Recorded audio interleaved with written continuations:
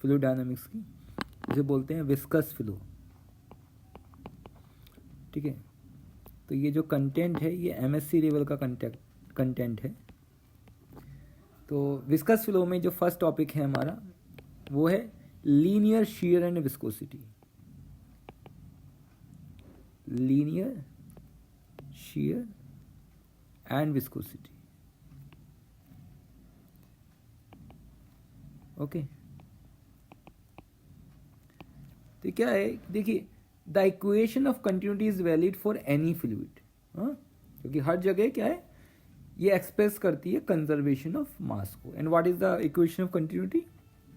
Equation of continuity is this, del rho by del t plus del rho u, okay, is equal to 0. This is the equation of continuity. Yes, so it expresses the conservation of mass. क्यों conservation of mass को show करती है? आप देखो, simple से भी देखो, current में देखिए, आप करंट जानते हो, करंट क्या होता है, D Q by D T. अब करंट से दिखा रहा हूँ मैं, और करंट क्या होता है आपका, minus J dot D S, current density into area. तो यहाँ पर आप देखिए, ये पार्शियल डेरिवेटिव लिखेंगे, तो क्यू क्या हो जाएगा, क्यू को लिख सकते हो आप चार्ज डेंसिटी इनटू वॉल्यूम। ठीक है, और यहाँ पे आप देखिए डाइवर्जेंस थ्योरम लगा दीजिए, तो क्या हो जाएगा, del dot J D V. तो गौर से देखें, अगर मैं इसे धर लिया हूँ तो del rho by del T plus del dot J D V is equal to 0। यानी कि इलेक्ट्रिसिटी में जो इक्वेशन ऑफ कंटिन्यूटी होती है वो होती है del rho by del T plus del dot J. Quantum mechanics में भी ये करते हैं, वही इक्वेशन ऑफ कंटिन्यूटी है। बस जे को हम क्या लिखते हैं, जैसे वहाँ पे रो वी लिखते हैं, यहाँ पे रो यू लिखा हुआ है, और कुछ नहीं है। ये कंजर्वेशन ऑफ मास को शो कर रही है, जैसे वहाँ कंजर्वेशन ऑफ चार्ज को शो करती है। ठीक है, या नॉर्मल फ्लूइड में कंजर्वेशन ऑफ मास को शो कर रही है। ठीक है, तो अगर आप इसे आई जे के कंपोनेंट में लिखेंगे तो इसे आप लिख सकते हो ऐसे, del rho by del T plus del j rho u j, इस तरह से भी लिख सकते हो आप चाहो तो। ठीक है, देखिए हम जानते हैं अगर कोई विस्कस फ्लूइड है, in the viscous fluid the old momentum equation has to be modified. Okay, जो भी आपकी मोमेंटम की इक्वेशन है उसे आप बदल देंगे। कैसे? क्योंकि विस्कस प्रोसेस में ट्रांसफर ऑफ मोमेंटम होता है ना विस्कोसिटी की वजह से, क्योंकि transfer of momentum means change momentum, और चेंज मोमेंटम कब होगा, जबकि फोर्स होगा कोई। फोर्स कौन दे रहा है, वो विस्कस मीडियम दे रहा है। So in a viscous fluid the old momentum equation has to be modified to the account of the transfer of momentum between fluid cells due to the viscous process. So एक तो ये आपकी equation continuity हो गई, equation 1 नाम दे दीजिए, और दूसरी एक इक्वेशन आपकी बन जाएगी ये वाली,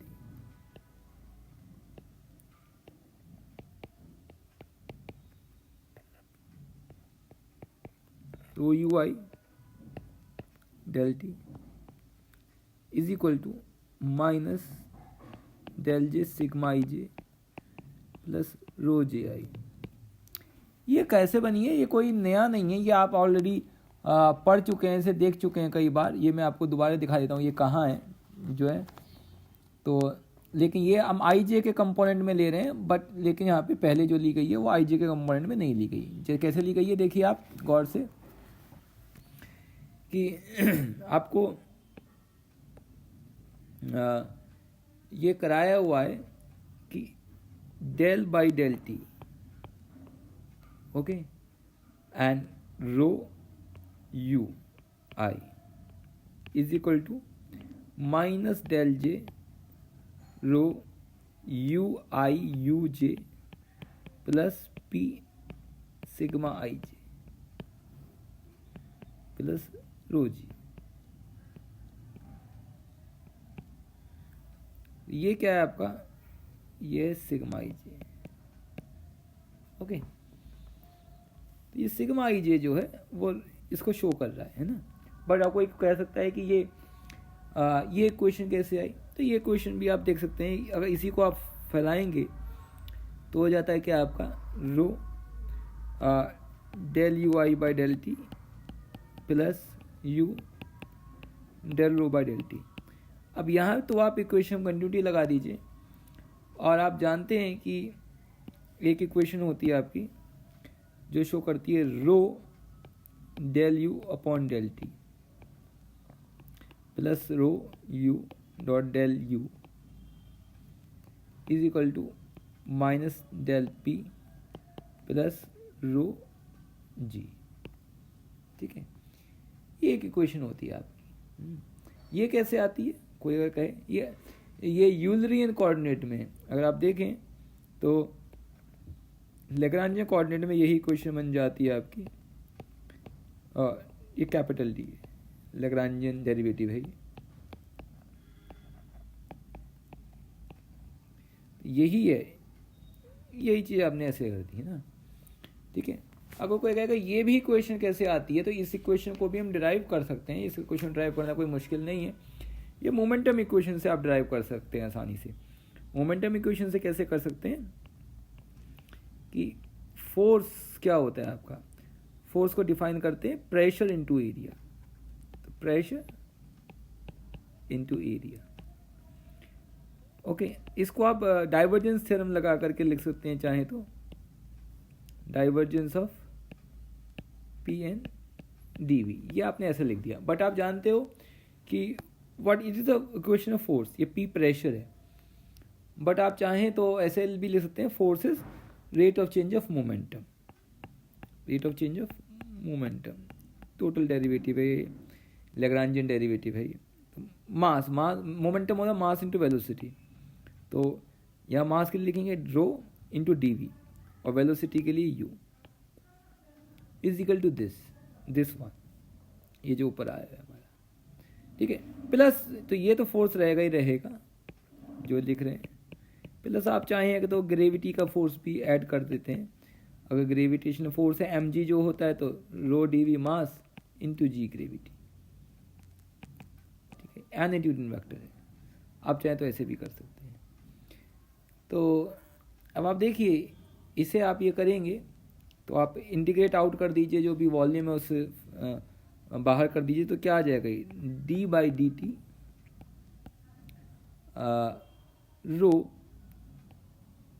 you vector, okay,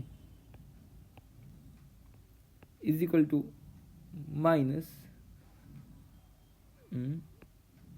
del dot. अब देखिए ये जो डेल डॉट पी है, ये जो पूरा, इसे आप कर देंगे del P dot N cap minus P del dot N. ठीक है, और ये हमारा एज इट इज आ जाएगा, डायरेक्टली इसे लिख देंगे रो जी एन कैप। ओके, अब आप चाहें तो इसे फिर से एक्सपेंड कर सकते हैं, जो हमारा टर्म है ये वाली टर्म, तो इसे आप एक्सपेंड करेंगे तो आ जाएगा u d by D T rho, okay, plus rho d u by D t, और बाकी टर्म हमारी ऐसी आ जाएंगी। ठीक है, minus del p, okay, minus P del dot n, okay. So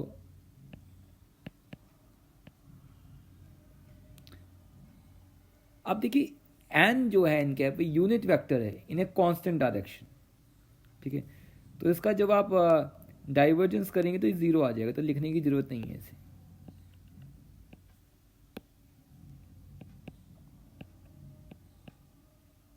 okay, आप चाहें तो एन कैप भी लगा सकते हैं, वेक्टर इसके ऊपर लगा दें, सब टू यू कि आप कैसे लगाना चाहते हैं। तो अब देखिए यही चीज़ आ रही है, ये चीज़ निकल के आ रही है हमारी, है ना। तो ये जो है, ये जो चीज़ है आपका, इसमें आप लगा देंगे फिर से इक्वेशन कंटिन्यूटी लगा देंगे। ठीक है, क्योंकि टोटल डेरिवेटिव है, तो इसे कैसे लिखते हैं, del rho by del T plus del dot rho U. Okay, अगर आपको याद हो तो, plus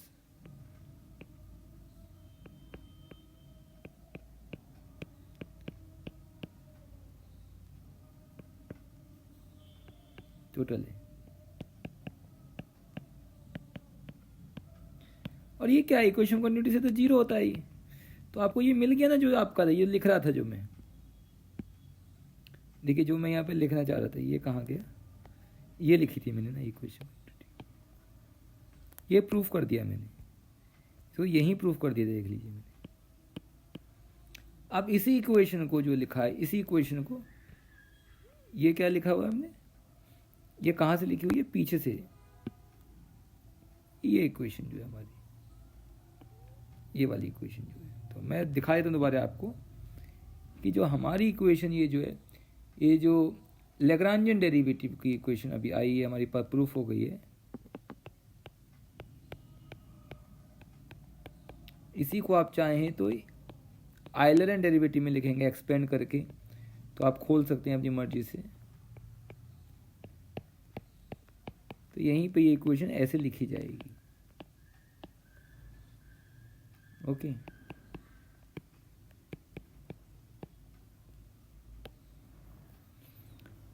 So it is this, and now क्या करिए आप,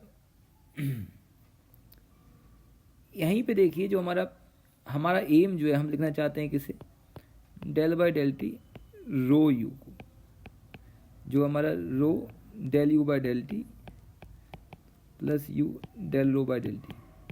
तो ये जो इक्वेशन, ये यहाँ से टर्म को यहाँ पे लगा देंगे हम, तो जाएगा minus rho u del dot u minus del p plus rho g और u del rho by del t, okay. So plus u del rho by del t. But what is this from equation continuity, equation continuity से आप देखेंगे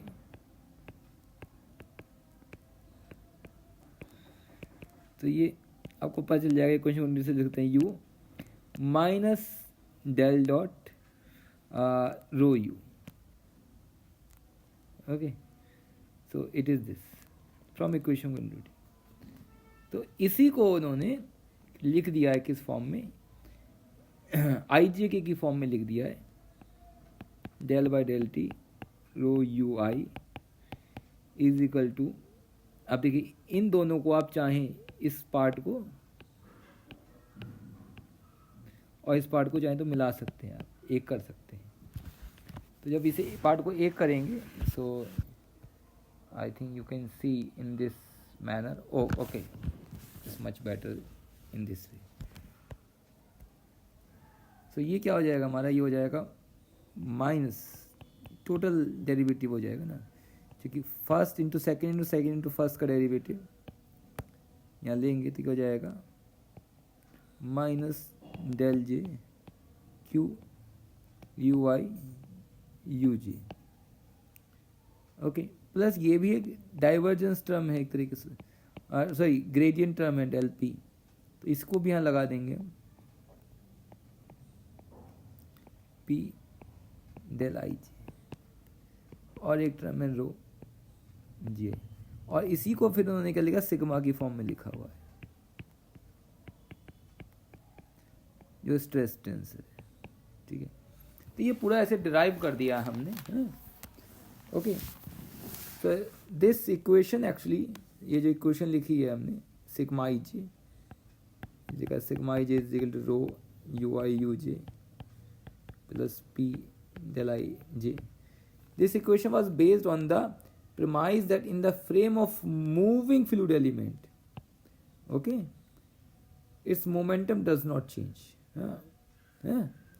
ठीक है, जो moving fluid element का frame है उसमें मोमेंटम चेंज नहीं होगा। क्यों?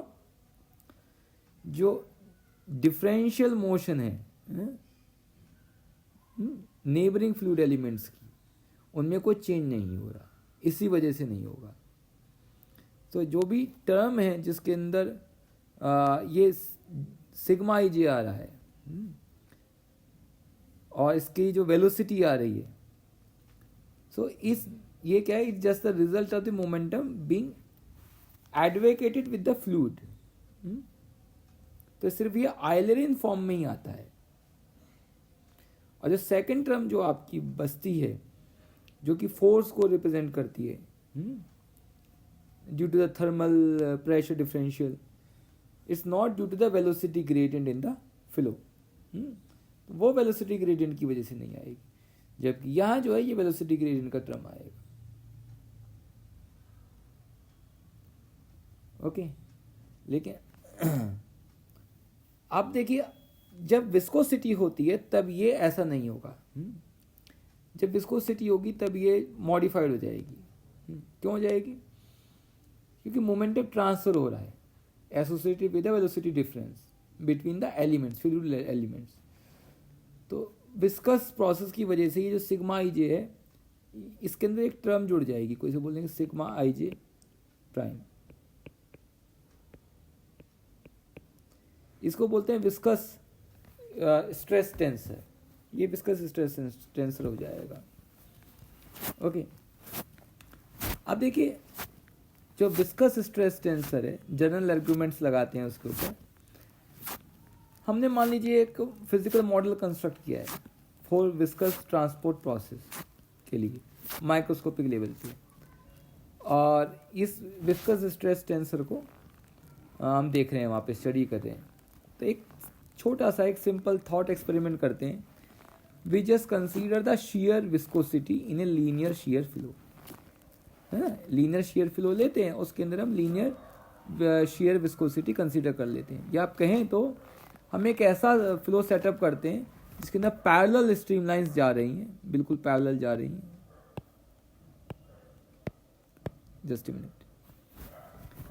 और उसके अंदर क्या है, यूनिफॉर्म वेलोसिटी ग्रेडियंट है perpendicular to the direction of the streamline.